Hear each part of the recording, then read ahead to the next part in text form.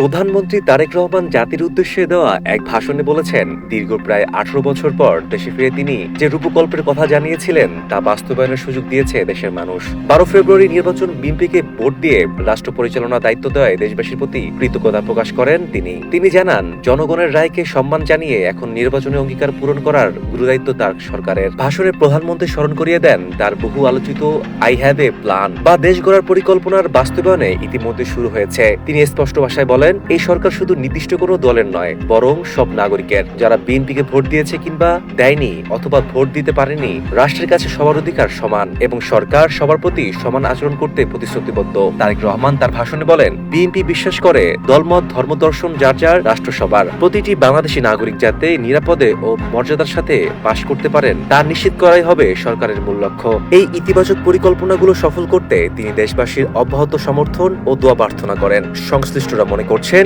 এই ভাষণের মধ্যে দিয়ে একটি অন্তর্বর্তীমূলক রাষ্ট্র গঠনের ইঙ্গিত দিলেন প্রধানমন্ত্রী।